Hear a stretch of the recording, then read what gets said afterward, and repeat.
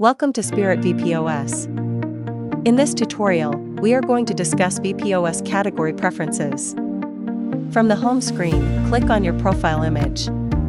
This will display the settings option. Click on it to open the settings screen.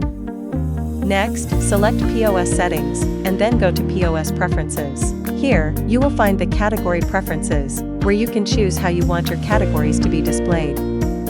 By default, the top position is selected, which shows the categories at the top of the items list. Now, let's check the other options.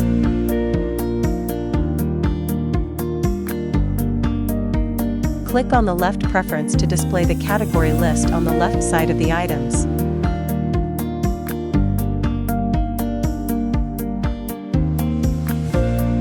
Click on the right preference to show the categories on the right side.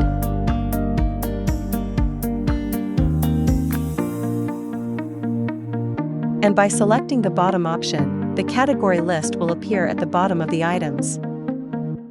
And that's it. This is how you can set your VPOS category display preferences according to your choice.